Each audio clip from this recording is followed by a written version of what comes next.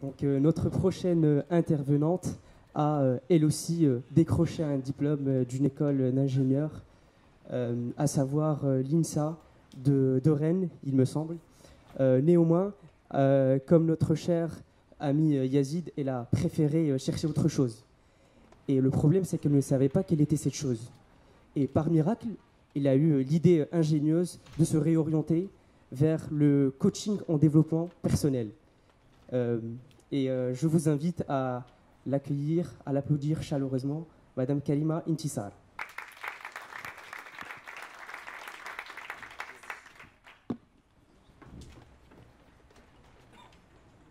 Bonjour tout le monde. J'espère que ça se passe bien pour vous et que vous en tirez le maximum de choses que vous pourriez en tirer. Je crois qu'on est aujourd'hui dans une belle rencontre, une rencontre entre des personnalités qui sont là, qui sont en train de nous dire qu'est-ce que la vie leur a appris, qu'est-ce qu'elle leur a inspiré, qu'est-ce qu'elle a apporté à travers leurs expériences à chacun d'entre eux pour devenir ce qu'ils sont aujourd'hui. En quelque sorte, je suis ravie aujourd'hui de répondre à cette invitation qui m'a été faite pour être parmi vous et pour apporter à mon tour ce que je pourrais apporter. En fait, je vais vous parler en quelque sorte d'une petite histoire. Ça a commencé il y a longtemps. J'étais très très jeune. Et je crois que je vais rebondir au fur et à mesure sur certaines choses qui ont été déjà dites parce qu'il y a toujours une vérité dans ce que les autres disent. Mais le tout, c'est de capter le message et c'est de le comprendre aussi. J'étais jeune. J'habitais chez ma grand-mère, dans une petite ville montagneuse, il s'appelle Ouazen. D'ailleurs, pas tout le monde connaissait, surtout quand j'étais très très jeune. Ça me faisait toujours mal au cœur de savoir que ma petite ville, on ne la connaît pas forcément partout dans le Maroc. Bon, c'était un peu vexant pour une petite fille sensible et rêveuse, mais c'était ça. Donc, je me rappelle quand je montais à la terrasse, il faisait nuit souvent, hein, je m'émerveillais devant les étoiles dans le ciel, comme il y avait la montagne en face de nous. Et je commençais à prier, je faisais des petites prières de fille rêveuse. Je disais, Ya Rabbi, un jour, que je puisse réaliser quelque chose de très grand. Pouvoir changer quelque chose, rendre le monde meilleur. Enfin, je le disais comme ça, avec mes propres mots à l'époque, mais je ne savais pas trop comment ça allait se développer, ni dans quel sens ça allait évoluer. Mais en quelque sorte, il y avait une petite voix à l'intérieur qui voulait quelque chose. Elle était là. Au fur et à mesure, je vais me rendre compte que, à l'âge de l'adolescence, par exemple, quand les jeunes étaient plus attirés par des vidéoclips, parce qu'à l'époque, c'était plus ce qui intriguait ces jeunes-là, moi, j'étais plus concentrée sur les personnes qui réussissaient dans leur vie. Comment ils faisaient? Comment ils arrivaient à aller de l'avant? Qu'est-ce qui rendait leurs expériences plus enrichissantes? Et comment on pourrait avancer petit à petit pour aller plus loin dans nos expériences et en tirer toujours le maximum de choses. C'était des domaines à chaque fois différents, mais s'il y avait un point en commun, comme s'il y avait une ligne directive en fait qui me ramenait à suivre ma destinée. Le temps va passer, et comme on a dit auparavant, comme au Maroc on veut tous être des pilotes ou médecins, bon moi c'était plutôt ingénieur. Donc, je me rappelle, quand j'étais jeune, il y a ma mère qui me chantait une chanson égyptienne, elle disait « Habibti hatib amhandisa ». Genre, quand elle va grandir, ma fille, elle va devenir ingénieure ou architecte. Et je voyais toujours, en fait, ce regard brillant dans leurs yeux, que ce soit elle ou ma grand-mère, pour que je devienne un jour ingénieure et que je prouve que je suis capable et que je prouve que je suis intelligente et que je suis égale de l'homme. Et en fait, là-dedans, il y a aussi une chose très, très importante, parce que quand j'ai décidé de choisir mon premier métier, que j'ai fini par un parcours à l'INSA de Rennes, comme ça a été dit, j'ai choisi la construction, le bâtiment. Et ce n'était pas du hasard du tout de choisir telle spécialité au début, parce que pour moi, c'était le métier là où on pouvait le plus évoluer pour être l'égal de l'homme. Et puis surtout, après, j'ai compris que la construction, c'était quelque chose qui m'a toujours attirée. J'ai voulu toujours construire. Vous vous rappelez ce que je disais quand j'étais à la terrasse? Je veux rendre le monde meilleur. Et il fallait passer par une construction quelque part. Du coup, je cherchais à travers ce métier à construire quelque chose de grand. Et donc, je me suis donnée à fond. Une période de mon évolution, de mon parcours estudiantin, j'ai eu une petite baisse de notes. C'était vers le tronc commun. J'étais au début du lycée. Et comme avant, j'avais toujours la facilité d'avoir des bonnes notes, j'étais surprise un peu, déçue aussi, parce que j'ai entendu dans mon entourage que j'ai peut-être pas l'intelligence qui va me permettre d'avoir toujours des bonnes notes dans les matières scientifiques, et que j'étais plutôt un peu littéraire. C'était vexant aussi, parce que ça voulait dire que j'étais pas capable d'évoluer dans le sens dans lequel je voulais, et que j'étais tout simplement pas intelligente. Donc ce qui s'est passé après cette année-là, c'est que je m'étais donné à fond pour prouver à tout le monde, et surtout à moi-même, que je suis capable de briller dans les mathématiques et dans les sciences comme les autres. Ce qui s'est passé, c'est qu'à la fin de cette période-là, enfin c'était la première année du bac, j'étais la deuxième sur tout le lycée. Et les meilleures notes que j'avais, c'était des meilleures notes scientifiques. Et c'était à partir de ce jour-là une preuve pour moi que quand l'être humain veut quelque chose et qu'il entend cette petite voix, il pourrait aller très très loin. Mais il faut juste dire oui à cette voix. Parce que généralement, les gens, quand ils vivent ce qu'ils vivent, il y a deux choses qui les animent. C'est soit l'amour, je voudrais, j'aimerais, je voulais aller quelque part, ou la peur. J'ai peur de devenir quelque chose, j'ai peur qu'il m'arrive un danger, j'ai peur de ce risque. Et c'est pour ça, d'ailleurs, on choisit tous à un moment donné de se caser dans des cases, comme a dit M. Yazid tout à l'heure, et répondre à des critères sociaux, parce que c'est que comme ça qu'on pourrait nous accepter. Et bien moi, avant, j'étais très conditionnée pour vouloir être ingénieur sans savoir que c'était un conditionnement en quelque sorte sociétal.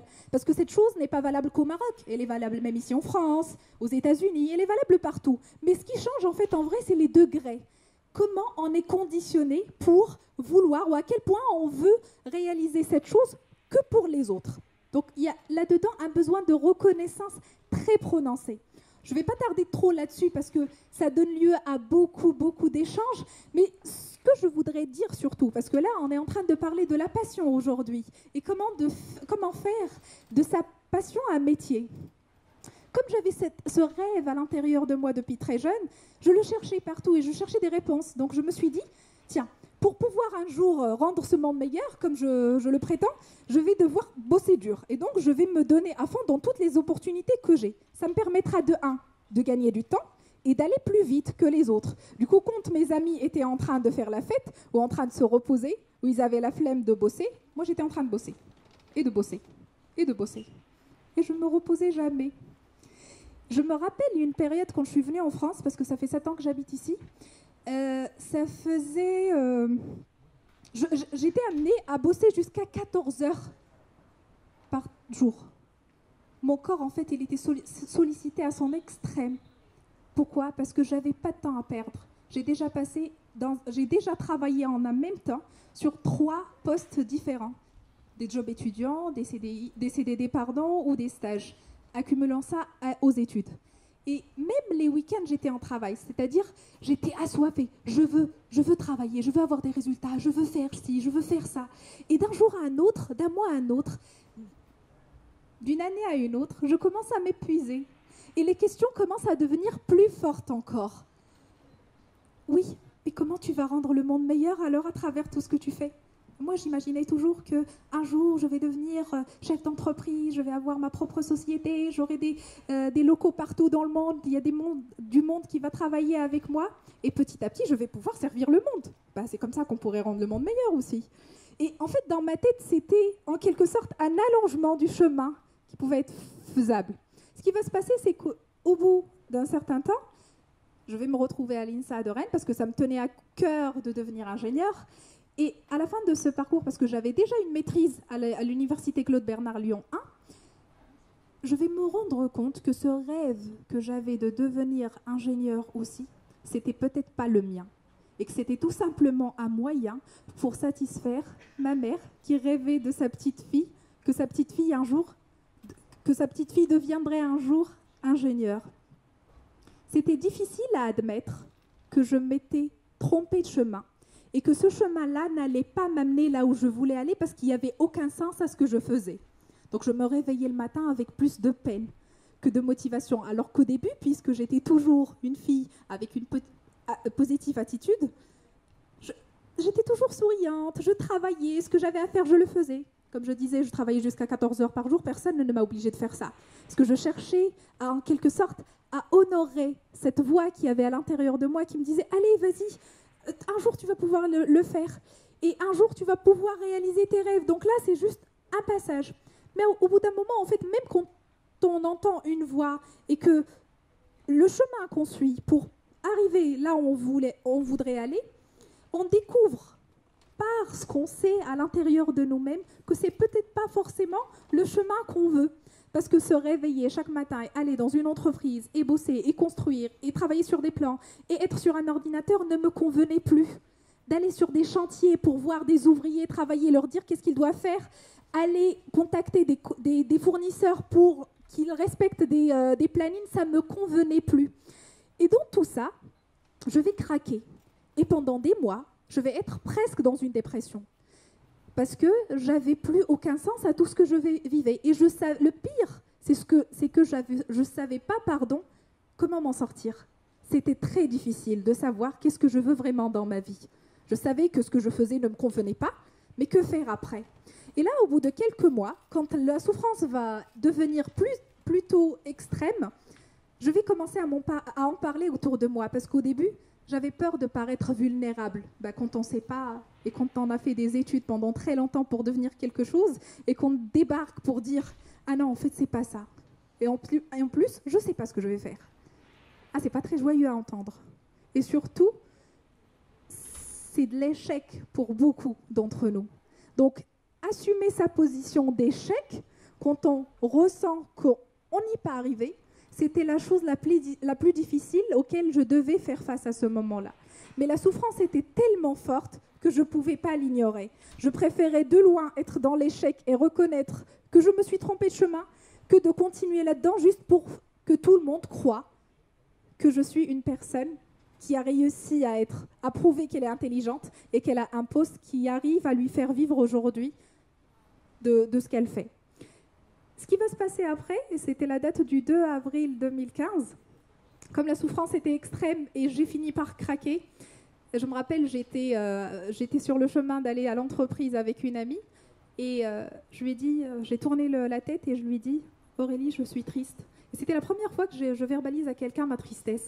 Parce que pour moi, une fille de forte personnalité, comme je l'ai toujours été, c'est pas bien de parler de sa faiblesse et de sa vulnérabilité. Ça nous dénude en quelque sorte et on ne veut pas paraître vulnérable auprès des autres. Et ce qui va se faire, c'est que je vais commencer à pleurer. Je le savais avant de le dire, mais j'en avais besoin.